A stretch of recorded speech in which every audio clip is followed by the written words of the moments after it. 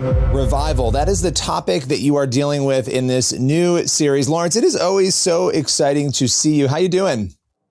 It's good to see you, brother. Life is good. Life is good. Just launched Revival, which is has been personally impactful. You know, I've been telling people that I feel like I was the wrong person to do this, because if you're looking for your textbook, Christian, I think I fall short of that. But I think that's part of what Revival is all about. A lot of those prodigal sons and daughters that aren't perfect. None of us are. That we don't follow every letter, but we're striving to, be accountable to God and to country. And I think this really shines a light on this movement that's happening in the country.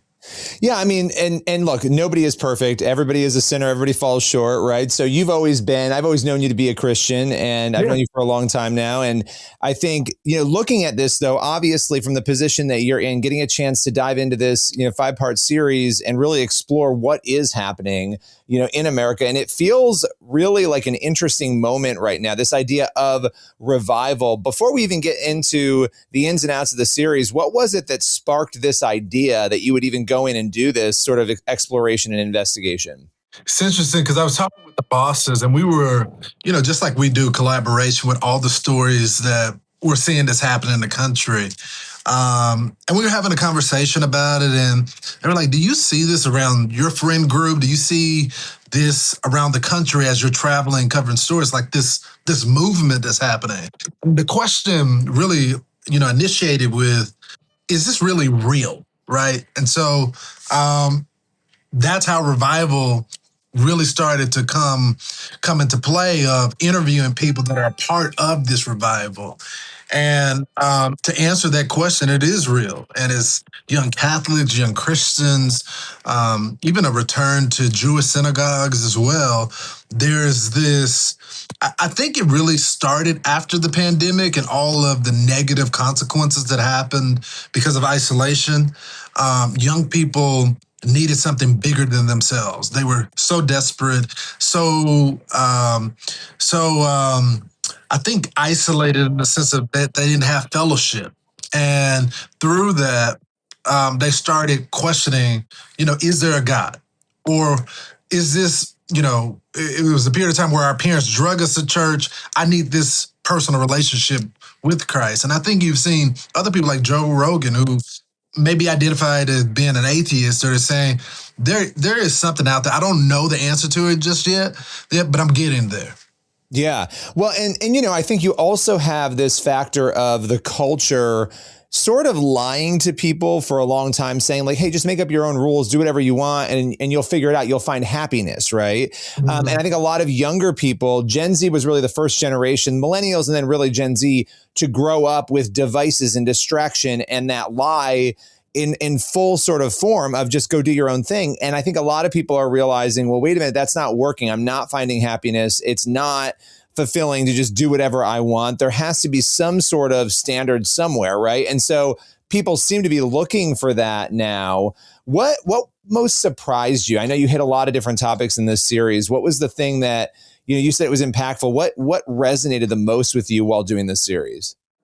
I think the part that really hit me were the young baptisms that were happening on these college campuses. I mean, it's one thing to go to a youth group, and I'm not demeaning that, but there is another thing when you actually get in the water, and we call this like the public expression of your faith, being baptized in the water for the world to see. That is big. That is accountability. That is saying, I'm committed to this. I'm letting the world know about it.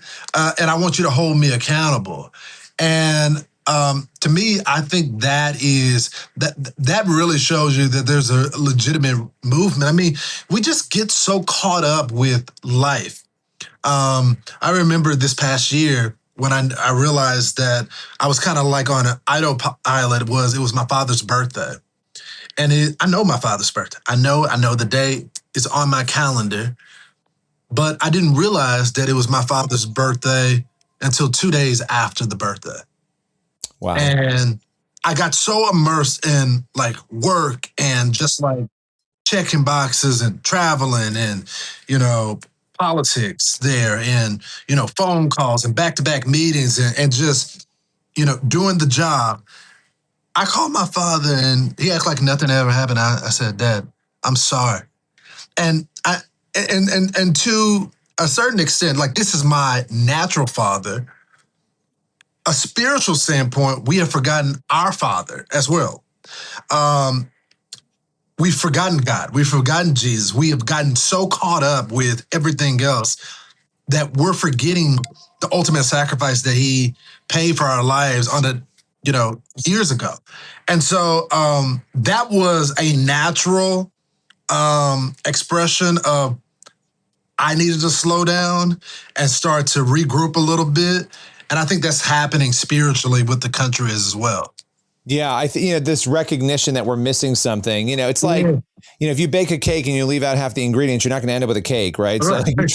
you're trying to live a lot, and it affects not just our individual lives, right? When we have this sort of dynamic, it affects our lives beyond that, as a culture, as a society, politically, socially, and a lot of that dysfunction that we're seeing. Everyone's trying to figure out, where's that coming from? Why is that happening? Well, it's happening because we have drifted away, but yet here we are coming back. When you finished this series, what was the thing that really stuck with you the most? Like, what was your biggest takeaway?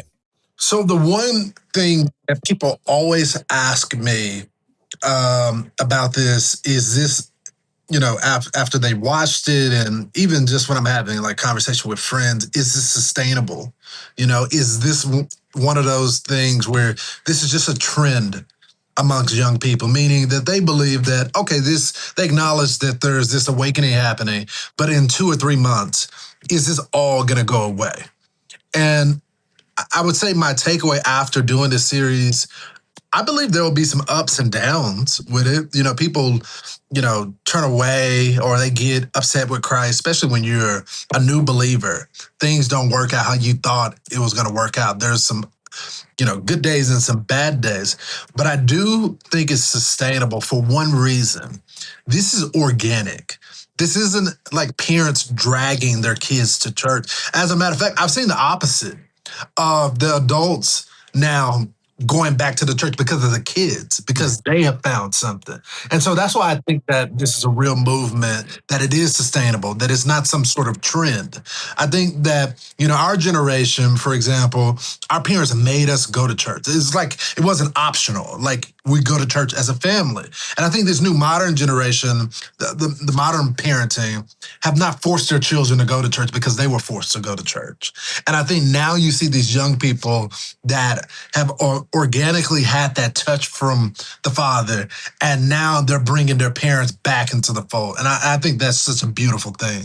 Yeah, absolutely. And, look, I think we tend to panic when we look at where culture has gone, and we worry about, where is God? And there are some legitimate worries in terms of the effect that has on, again, people and the culture and our politics and everything else. But, you can't force God out. He's not going to go anywhere. He's real. This exists. And so I love seeing a culture turn back. I think the big question is it sustainable? I think that's a great question to be asking. I think the bigger question to everybody else, the people who are believers already, who are Christians already, is, are you prepared to step in and meet the questions that these young people do have? And not just young people, older adults too. This is really something that is sweeping across the country. And so I'm very excited to see that happen. Now, where can people go if they want to watch this incredible series? So you're going to have to go to Fox Nation.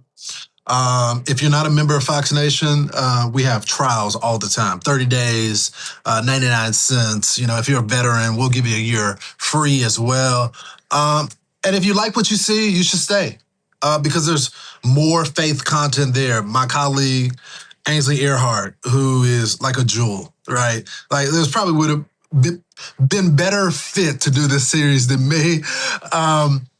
She has her faith series that is narrated. We have actors that go through the Bible as well. So give it a shot. I get messages from people about it still today. And I try to read and respond to some of the questions that they have about it, especially about faith, new believers. And I haven't figured it all out as well. But it's a journey. And the young people, they really have my heart on this one. Yeah. And if you want to change America, this is how you do it. And I appreciate you taking the time, putting this series Revival together. Lawrence, it's always great talking to you. It's good to see you, brother.